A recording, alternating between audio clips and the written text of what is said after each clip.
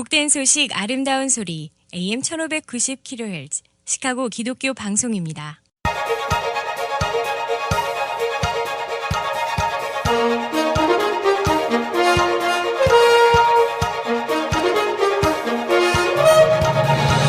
김정일 해설위원의 시사 해설.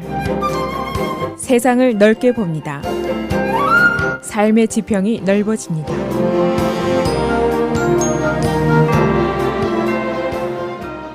시사 해설입니다.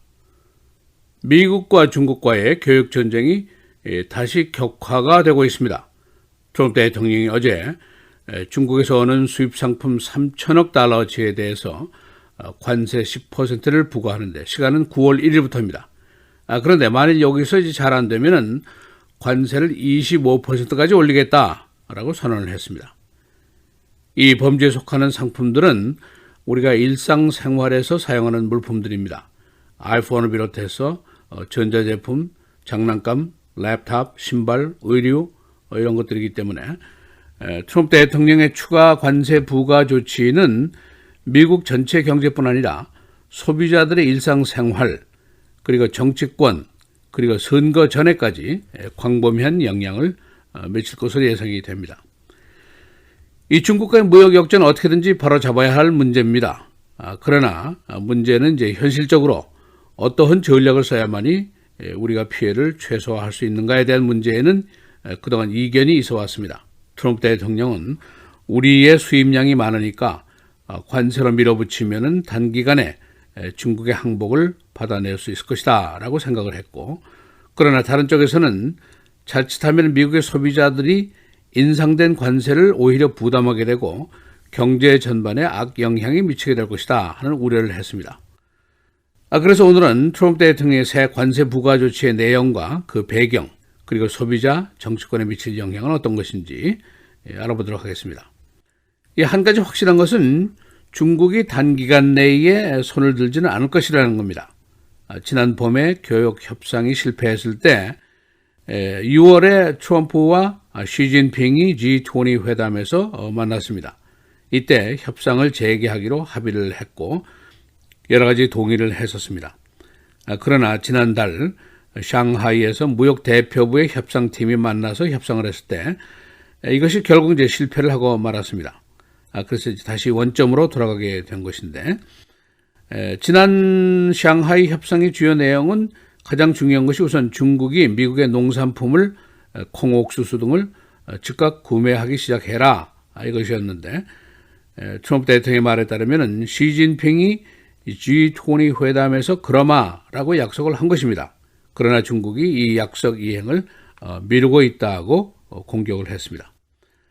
어제 관세 부과 조치가 발표되자마자 세계 증시가 모두 추락을 했습니다.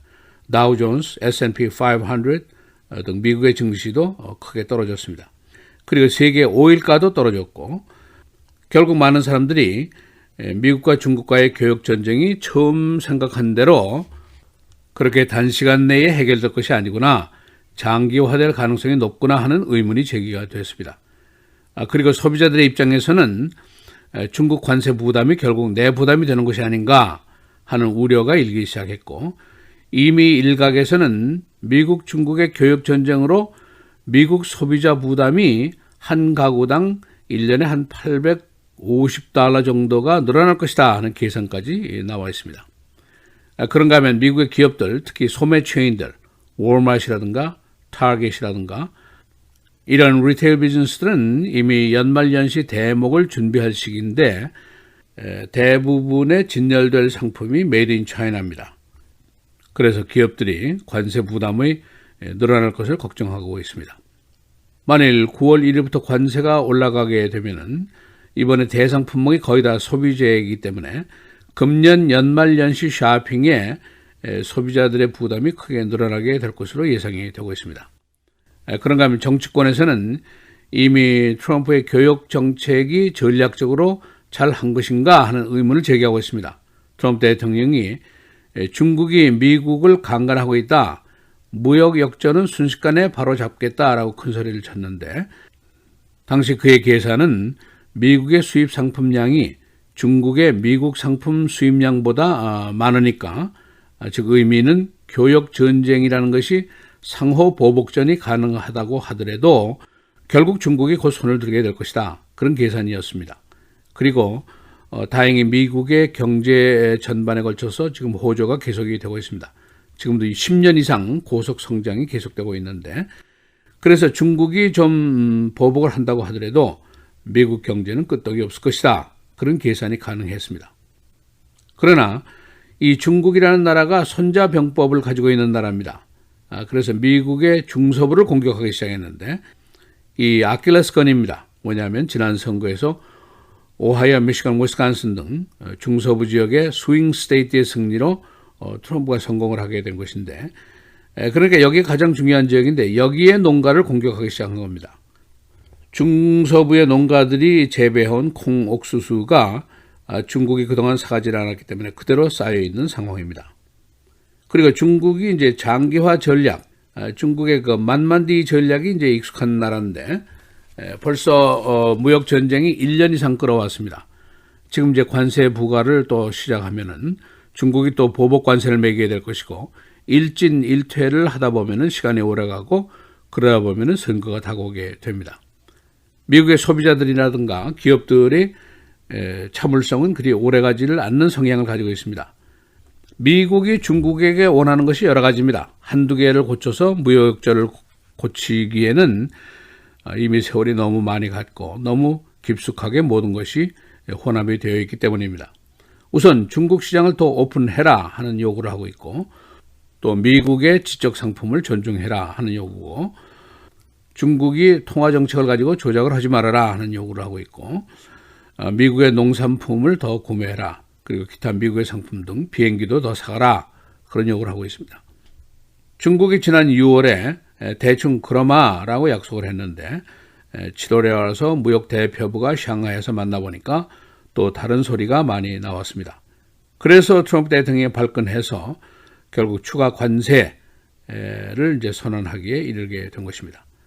그런데 이제 이것이 과연 효과가 있을 것인가 하는데 이제 의문이 있습니다. 소비자 부담이 관세 인상분을 또 안게 되고, 기업들이 돈을 벌지 못하면은 이것을 좋다고 할 사람은 별로 없어지게 됩니다. 또 정치권에서 민주당 쪽에서 트럼프가 전략 부재 아니냐 하는 공격을 하기 시작했고, 이게 관세로 해결될 것이었으면은 지난 여러 대통령들 또 지난 경제 관리들이 벌써 했었을 것이다. 여러 가지 부작용도 계산을 해야 될 일이다 하는 지론을 펴고 있습니다. 만일 중국이 이번에도 시간 끌기를 하면서 협상을 계속 미루게 되면은 2020년도 선거전이 가까워지게 되고, 이 무역 전쟁이 정치적인 공격의 대상이 될 수도 있습니다. 벌써 트럼프 대통령 자신이 중국이 민주당 편을 들기 위해서 시간을 끌고 있다라는 비난을 시작했습니다. 중국이 무역협상팀의 주역을 쟁 샨으로 교체를 했습니다. 그는 현직 상무장관이고 교역협상에 대해서 소위 하드라이너, 강경파로 알려져 있습니다. 지금까지 주역이었던 사람이 류휘 부주석인데, 이 사람은 경제구조 변경을 시도해도 좋다라는 일종의 온건파적인 생각을 하고 있는 사람인데, 주역의 바뀜에 따라서 그래서 협상이 한동안 더 꼬일 가능성이 제기가 됐습니다. 시사해설 김재일입니다.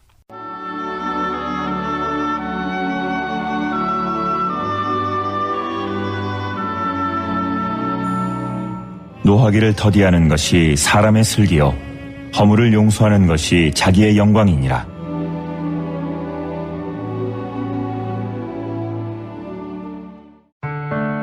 미디어를 통한 세계 선교를 꿈꾸는 KCBS.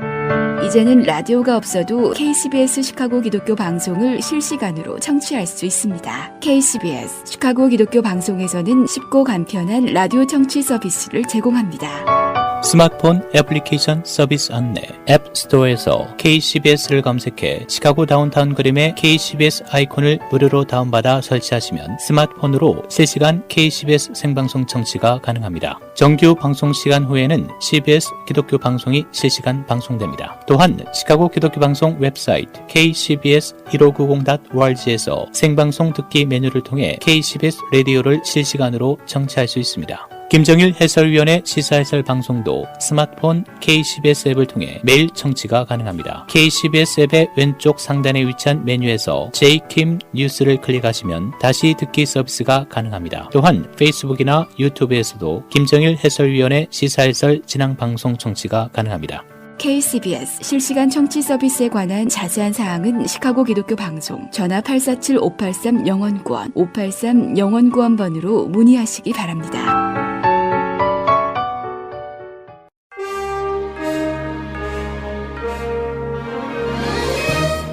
8월 2일 금요일 KCBS 헤드라인 뉴스입니다. 핵 군축 경쟁을 억제하기 위해 지난 1987년 체결된 중거리 핵전력 조약이 결국 폐기 수순을 밟게 됐습니다. 협정 당사국인 미국과 러시아는 오늘 상대국이 조약을 위반했다며 일제히 탈퇴를 선언했습니다. 러시아 정부는 오늘 중거리 핵전력 조약의 효력 중단을 공식 확인했습니다. 정부는 앞서 오늘 자정을 기해 중거리 핵전력 INF에서 탈퇴했습니다. 중국 정부가 어제 트럼프 대통령이 추가 관세를 부과하겠다고 위협한 것에 대해 양국 간 무역 전쟁에 도움이 안 된다고 비판했습니다. 언론에 따르면 왕이 중국 외교부장은 어제 아세안 외교장관 회의에서 관세를 부과하는 것은 경제와 무역 마찰을 해소하는 건설적인 방법이 아니라고 밝혔습니다. 앞서 트럼프 대통령은 트윗을 통해 중국이 미국산 농산물을 대량으로 구매하기로 합의했으나 지키지 않았고 시진핑 중국 국가주석은 마약성 진통제인 펜타닐의 미국 판매도 막겠다고 했지만 전혀 이루어지지 않았다고 지적했습니다. 그러면서 미국은 9월 1일부터 약 3천억 달러 규모의 나머지 중국산 제품에 10%의 추가 관세를 부과하기 시작할 것이라며 여기엔 이미 25%의 관세가 부과된 2,500억 달러 규모의 중국산 제품은 해당되지 않는다고 밝혔습니다. 존 F 케네디 전 대통령의 동생인 로버트 F 케네디의 손녀인 시어셔 케네디 힐이 사망했다고 어제 가족이 밝혔습니다. 가족들은 사망 원인에 대해 밝히지 않았지만 경찰은 약물 과다 복용에 의한 사망으로 추정하고 정확한 사인을 조사 중인 것으로 알려졌습니다. 22살인 힐은 보스턴 칼리지에 다니고 있었으며 올해 가을 학기에 등록했었다고 학교 측은 확인했습니다. 애플의 인공지능 시리가 고객들의 사생활을 녹음하면서 문제점을 야기시키고 있습니다. 최근 언론 보고서에 따르면 애플은 정기적으로 계약 업체들을 고용해 시리가 녹음한 것의 일부분을 청취하고 품질 통제를 제공한다고 전했습니다. 그러나 이 녹음들은 의도적인 것도 있지만 사용자들에 의해 우연히 작동될 때도 있기 때문에 사용자가 원치 않은 녹음이 기록되기도 합니다. 우연히 녹음된 것에는 성관계를 맺거나 불법적인 정보를 논의하는 사람들의 목소리도 포함된 것으로 밝혀졌습니다. 국내 경제가 지난 분기 예상치와 성장률에 따라 지난 7월 일자리가 16만 4천 개 추가됐습니다. 실업률은 3.7%로 17개월 만에 4% 이하에 머물렀습니다. 임금은 1년 전보다 3.2% 상승했습니다. 세계 최고 부호인 제프 베이조스 아마존 최고 경영자가 18억 달러가 넘는 자신의 아마존 주식을 매각했습니다. 베이조스는 우주 사업 자금을 대기 위해 아마존 주식을 계속 팔고 있습니다. 그는 지난달 31일 96만 주의 아마존 주식을 팔았는데 가격은 주당 약 1,900달러, 아마존 주식은 지난 1년간 25%나 올랐습니다. 일본 정부가 오늘 수출 절차 간소화 대상인 100색 국가에서 기어이 한국을 제외했습니다. 지난달 단행된 반도체 소재 수출 규제에 이어 두 번째 경제 도발인데 양국 관계는 물론 국제 무역 체계에도 악영향을 미칠 것이라는 우려가 커지고 있습니다. 미시간 호수의 수위가 올라가 금년 여름 시카고 지역의 해변이 2개나 사라졌습니다. 환경 전문가들은 8월, 9월에 미시간호의 수위가 더 올라갈 것으로 보고 있습니다. 호수 내 풍랑이 심해 금년 익사자가 평년보다 크게 증가했습니다. 시카고가 해충 피해가 가장 많은 미국 10대 도시 안에 포함됐습니다. 패스트 매니지먼트 협회 조사에 따르면 시카고의 모기, 벼룩 등의 피해가 크게 증가하고 있는데 이는 지난 봄의 강우량 증가와도 관련이 있습니다. 어스틴, 디트로이트, 필라델피아, 세인루이스 등이 이 해충 열악 도시에 포함되어 있습니다. 미국 여자 축구 국가대표팀이 오는 10월 6일 시카고 솔저필드에서 한국팀과 시범 경기를 가집니다. 미국 대표팀은 금년 챔피언팀이 된 기념으로 여러 도시에서 경기를 벌여왔는데 시카고 경기가 마지막 게임입니다. 이 경기를 끝으로 팀 코치인 질 앨리스가 물러납니다. 날씨입니다. 오늘은 대체로 맑고 쾌청한 날씨 보이겠습니다. 낮 최고 83도, 밤 최저 62도. 주말 주일에도 대체로 맑은 가운데 기온은 오늘과 비슷하겠습니다. 내일 토요일 낮 최고 85도, 최저 65도.